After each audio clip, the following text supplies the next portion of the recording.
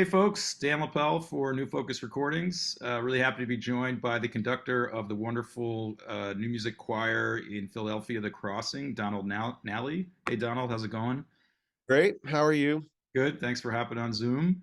Great to be here. We have our second release from you guys coming out this Friday, December 9th, Carols After a Plague, which is a really fascinating project that we've been sort of talking about for a little bit now. It was born during the pandemic, and would love to hear sort of some of the background uh,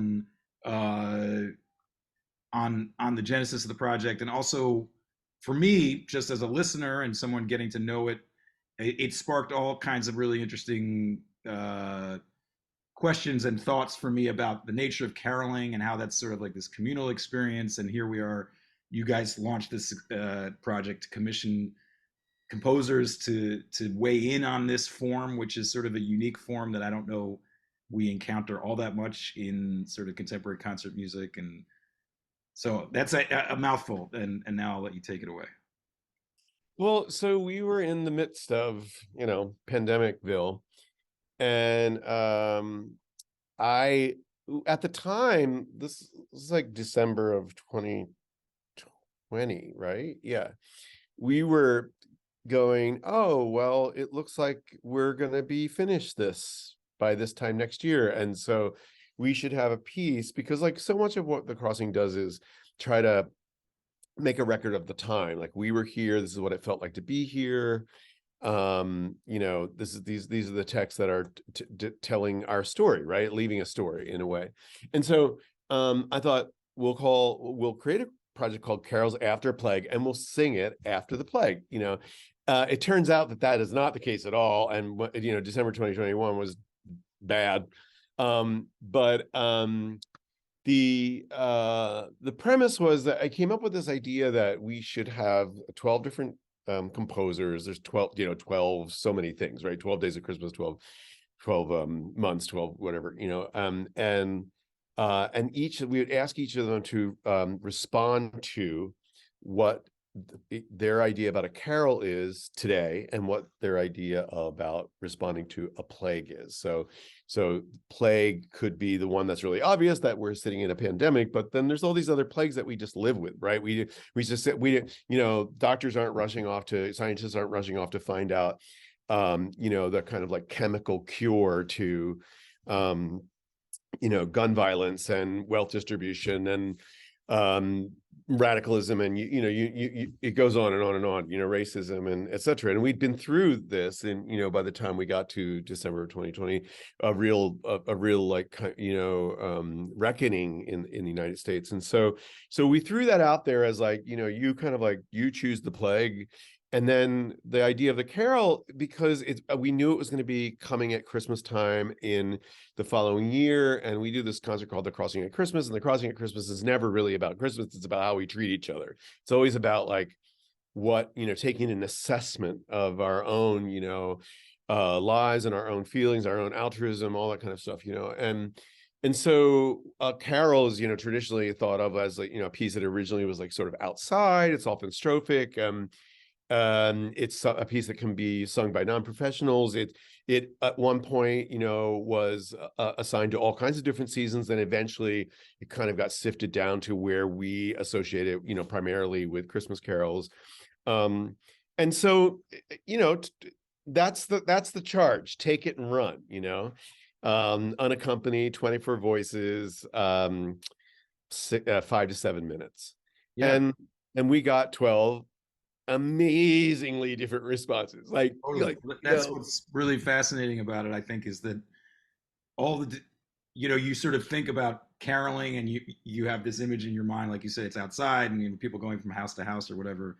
But the various different ways that these composers approached that ask was it's just fascinating. And I think like for for instance, the title piece, which is the three movement piece by Sharonova, seems to sort of take it as like a chance to sort of take action in a way, both to try to inspire, but also to sort of like maybe lean in a little bit on some of the things that like you were saying, it was sort of a reckoning. And so that was very interesting. Like thinking of a carol as almost a little bit of like a push, you know. Uh, Yeah. I don't know. Was that? Am I reading into that like in a sort of? Am I sort of putting that on there, or you think that that's like Well, I don't know, like I feel like lots of times when you're like doing because we do so many commissions, right? So like it's one of the joys of my life, but it's also, it's risky. sure? Um, and so it I see like our charge to a composer, and we always have one. It's pretty specific as a kind of like a, like a diving board that you're walking off the end of, right? So like, here's like the foundation. Now jump off and find out what happens to you, and we'll figure out a way to make that work after we've got like the parameters. So I kind of that's how I look at it. I look at like that's kind of like the plank that you're walking the plank, and then you like we're finished talking about that. Now dive in and find out what Yeah. happens. Yeah, great. Well, you know what? Let's listen to a little bit of the first movement of Cheranova's piece. This is Carols After a Plague, first movement, title Urgency.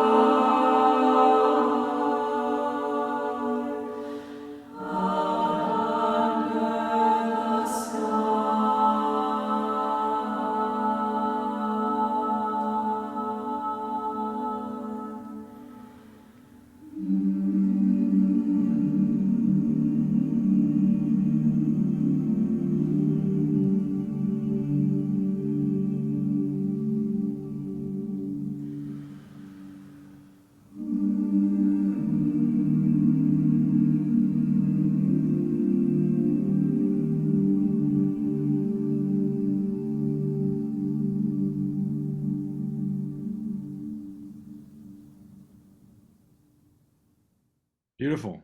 Anything you want to add about that snippet we just heard?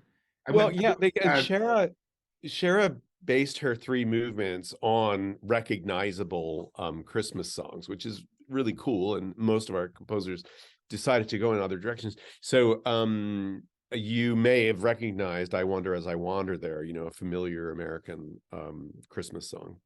yeah, great. I mean, that is an interesting component. Uh, Nina Shekar's piece uh, sort of interweaves a ton of different Christmas melodies, right? But sort of through a filter of somebody with a different cultural background.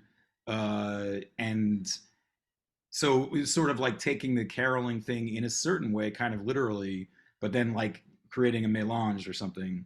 And then some of the other pieces, I felt like maybe Joseph Phillips's piece was more about capturing a moment in the actual sort of collective moment in the pandemic itself, right? Yeah, The yeah. pot banging, sort of cheering on the essential workers. So it was, yeah, very interesting to sort of hear that different, like borrowing, using quotation or referencing older material versus like making it more experiential. Taishan Sori's piece, which is Requiem for a Plague, sort of goes in a totally different direction and really sort of like gets into the very heavy, sort of intractable feelings of some of the conflicts that we sort of all became part of and that you sort of mentioned in the intro, and then really expresses that in like a very intense uh, piece of how long is it again? It's almost 5 minute piece. Yeah, Yeah. I mean, that piece is very contemplative. I mean, he says this himself, yeah, it's kind of a reflection at the he has this program now, and he like lists all of these yeah, yeah, plagues yeah.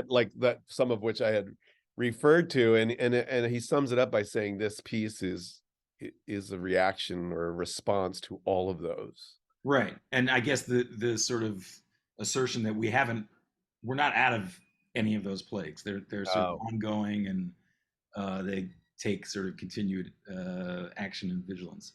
Should we take a listen to some of that piece, Tyshawn I love Survey's that. Yeah, Requiem thank After the you. Plague? Here it is.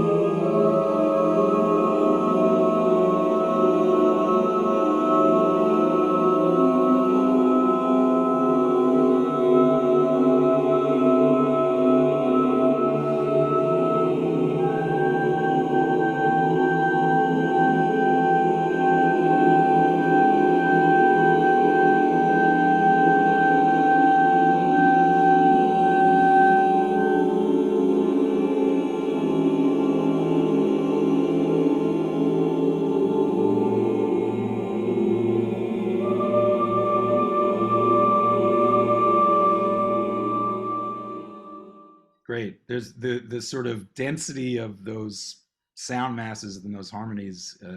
I just find it fascinating. You sort of go swim through it and hear different relationships each time I hear the piece. Yeah, exactly. And it's a place you have to go and like turn off and let it happen. Yeah, yeah, exactly. Right. It's yeah, so it's pretty extraordinary. Yeah, and it stands as a definite contrast to a lot of the other material on the record, which is interesting. Sort of creates different dimensions, which is cool.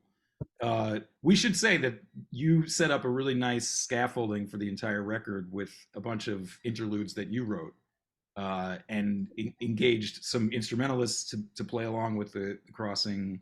And I think it's beautiful. It works, like I was saying right before we started recording. It works sort of like an evening length piece, multi movement, and like we're sort of going through this ritualistic journey a bit. Thanks.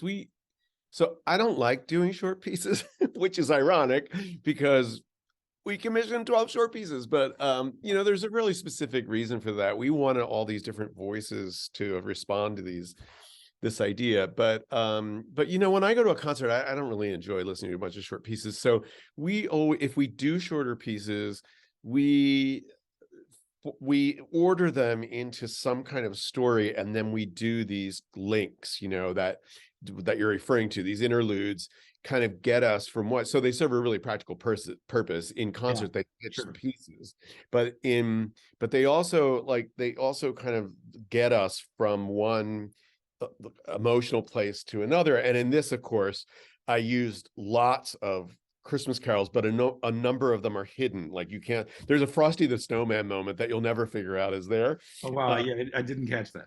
yeah, well, there's like one little note at the end of it that you go like, oh. Cool. um, Okay. but there's all like, we have these amazing multi-talented folks in the crossing. So Mike Jones is a fantastic jazz trumpet player, and Yeah. Dan Schwartz is a wonderful percussionist. And so I wrote and I usually don't even say who composed these interludes. Right. No, I know we had a sort of thread about I like the your sort of mystery. squeamishness about this, but I everybody else really seems enjoy to that everybody behind the. else everyone else seems to confirm that you did in fact write these. So It is true, but yeah, I like behind I hear behind. you. Yeah, yeah, yeah. No, the sort of melancholy, soulful trumpet playing adds a lot, I think, to again, it's like this nice different dimension since we have so much vocal music to have this sort of setting aside and tracing us through this journey of these other pieces. Yeah, So thanks. so maybe we can circle back to Nina's piece that we mentioned a moment ago, Ymas, as opposed to Xmas. Uh, Tell us a little bit about this one. So that was a journey for me. I had to figure out what the piece meant, um, because, and that is exactly the point. Actually, I learned a lot from Nina and this experience, and we grew to love this piece. Like, it's a very virtuosic piece. Um, and I don't know if it sounds that way or not, but it really is, to sing. And Oh, it does but with a lot it of is. glissandi and right. These sort of Yeah, and like just picking chords out of the air and then they fall. And yeah. but I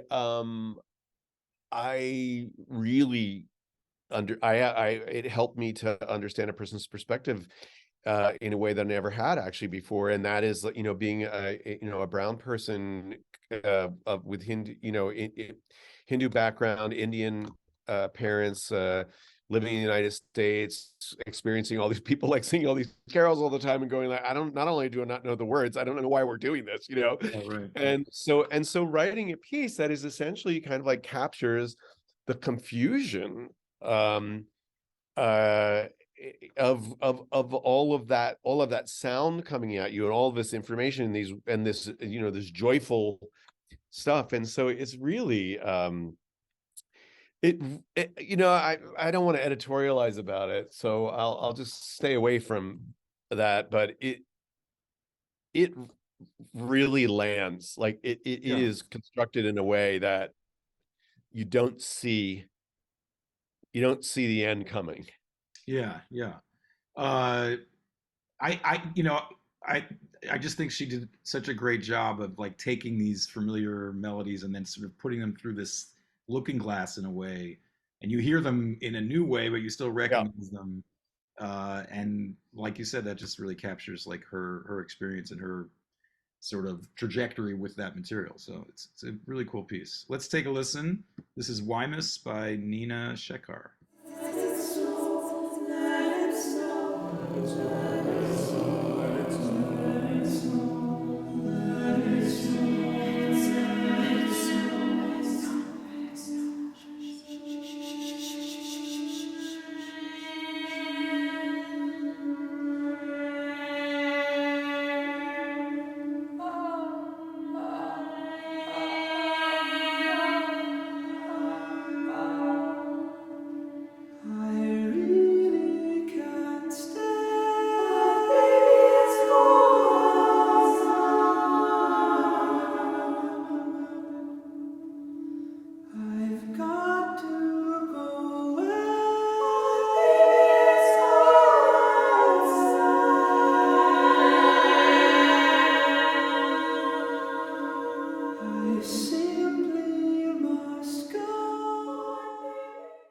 Great. Yeah, I think, between those three examples, we see the tip of the iceberg of how differently the composers all approached this task. It's really cool. Did you want to add anything else before I sort of give a shout out to a bunch of people who worked on the record? We're just really excited that it's here. We when we recorded it, we kind of thought we were going to bring it out in March, and then we started to really think about, wait, come on, we should wait the full year and bring it out in December when it's like Carol's definitely Carol makes time. sense. Yeah, yeah, totally. And so, it's just really, it's the whole thing has been a labor of complete love by everybody involved. Yeah. And so we're just like, it gives us a warm feeling to think Yeah. that it's finally here. Yeah. Yeah, well, I mean, the previous record we did with you guys, Rising with the Crossing, which was also something that came out in the in December 2020, right?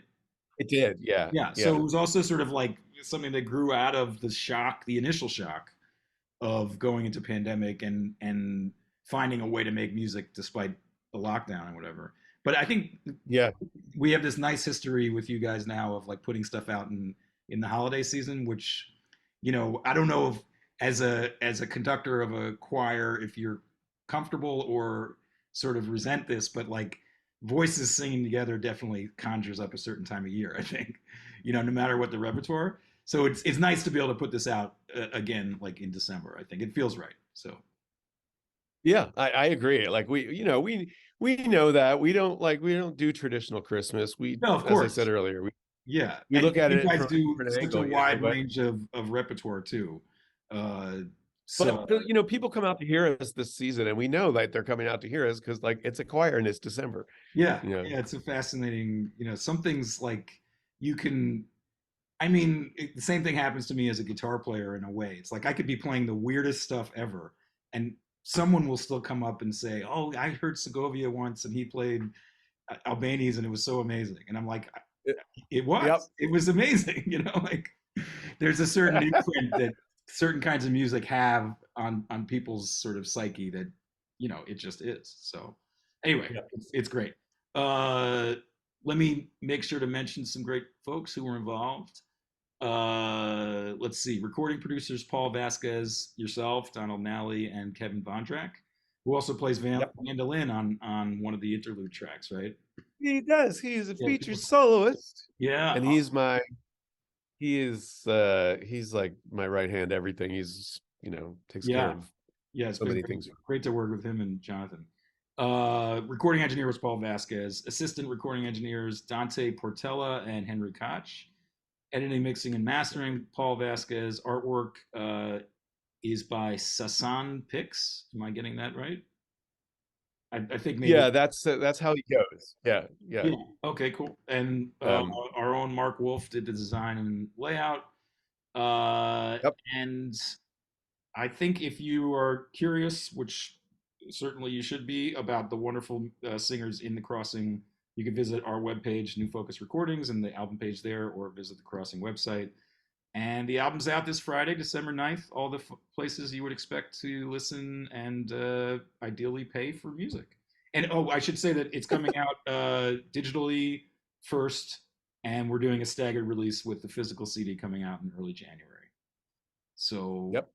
wonderful project. Always a pleasure, Donald. Thanks so much for hopping Thank on, you, Dan. and see everybody soon. Take care. Great. Thanks so much.